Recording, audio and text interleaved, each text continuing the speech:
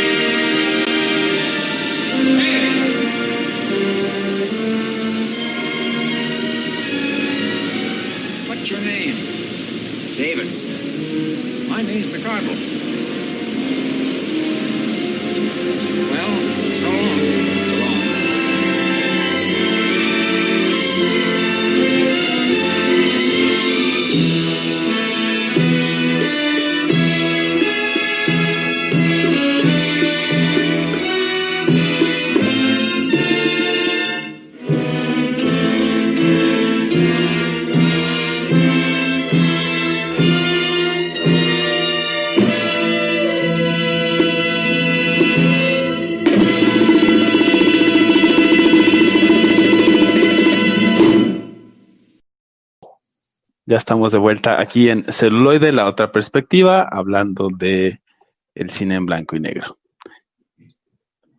Así es, y bueno, saludo a todos los escuchas, me había ausentado durante unos minutos, pero bueno, ya está por acá el recurrente Sinache, y bueno, en esta temática que nos tocó hacer el ejercicio editorial esta semana, traigo dos películas que a mí se me hacen, bueno, entendí que son muy buenas, y la primera es Metrópolis, una película de 1927, que si bien está en blanco y negro, pertenece más que a los clásicos, pertenece más al expresionismo alemán, ¿no? que se estuvo desarrollando por esos años. Y pues habla básicamente de la evidencia de la lucha entre clases, ¿no? Digamos, la clase proletaria, perdón, y los magnates, ¿no? Que se supone que tienen el capital. A mí se me hace bastante interesante Metrópolis porque, digo, aparte de ser en blanco y negro, todavía es una película que es de cine mudo. Y pues obviamente de hecho, o sea, al principio los créditos se nos hace como, se hace bastante corto, ¿no? El tiempo de los créditos, porque es nada más el director, los músicos, el director de producción, bueno, el diseñador, perdón, de producción y, y el guionista. O sea, ahí es cuando entendemos, ¿no? Cómo era el cine antiguamente, ¿no? O sea, había muy pocas personas que hacían, pues, básicamente de todo.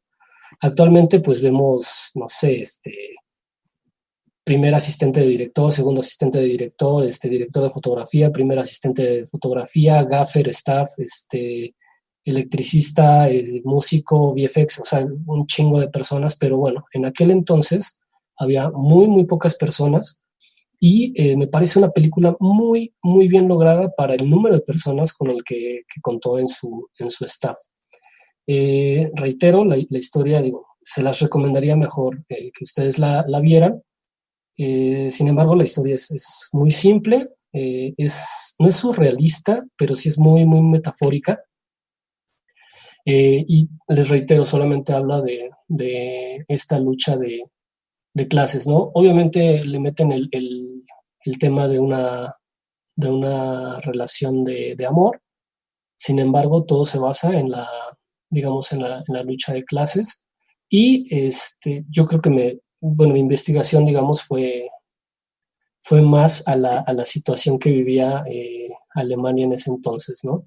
Que básicamente pues es una Alemania de posguerra, ¿no? Que acaba de ser derrotada y que está casi, casi por comenzar la Segunda Guerra Mundial, ¿no? Pero se levantan de esa derrota, creo. Sí, sí, o sea, de la Primera Guerra Mundial se levantan y bueno, están casi por entrar a la Segunda Guerra Mundial. Y a mí me parece que varias de las situaciones que suceden en Metrópolis, digo, ya los escuchas nos dirán su opinión. Sin embargo, muchas de las cosas que suceden ahí en Metrópolis tienen que ver, o yo las relacioné bastante conforme la iba viendo, con el ascenso de Hitler al poder. Interesante. Sí, tiene mucho que ver, digo, hay digamos, la forma en la que plantea la situación Metrópolis están los magnates, o sea, Jonas, me parece, o Johann Fredersen, es un magnate que a su vez tiene un hijo que se llama Freder Fredersen. Y o sea, está la parte del magnate y está la parte del proletariado, ¿no? Los trabajadores. Básicamente mencionan que pues uno sin el otro no son nada. Incluso tienen una metáfora por ahí que menciona que, por ejemplo, los magnates es el cerebro, ¿no? Y los trabajadores son las manos. Entonces, que se necesita algo que pueda, que sea un intermediario entre ellos dos, o sea, entre el cerebro y las manos, tiene que haber un intermediario que es el corazón, ¿no? Y en este caso, el corazón va a ser interpretado, por así decirlo, por el hijo del magnate, ¿no? O sea, es como el intermediario entre estas dos posturas. ¿Por qué lo relaciono como al ascenso de Hitler? O sea, para mí es como o sea, por un lado están las máquinas y por otro lado están quienes las operan, ¿no? Hay una parte en la película en la cual pues los trabajadores se vuelcan sobre las máquinas y las destruyen, ¿no? Y eso a mí se me hace como una revolución socialista, básicamente, ¿no?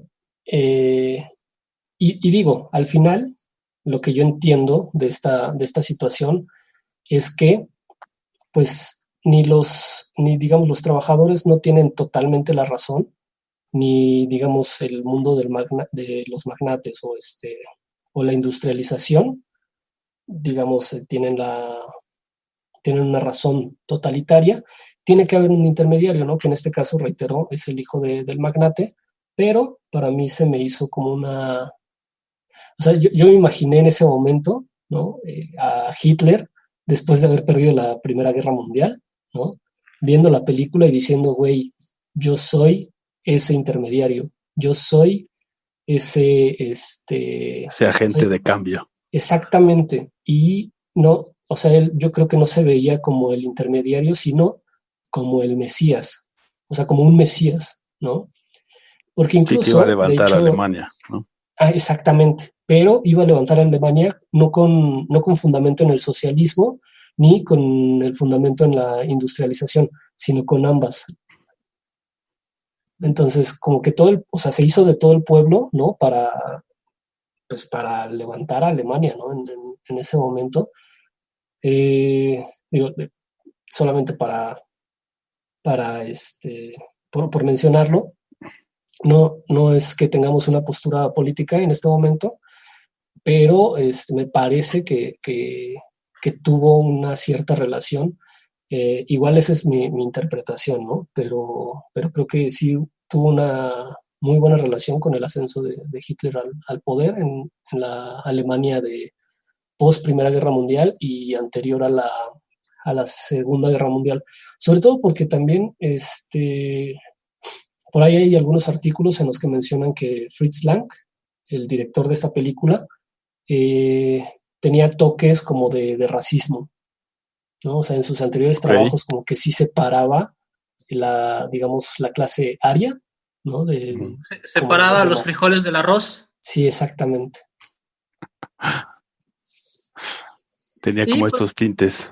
Y pues bueno, también cabe destacar que es la primera vez que vemos en pantalla la representación de un robot, la cual es interpretada por esta Brigitte Helm, que era como parte de esta ideología visual, estética de belleza aria.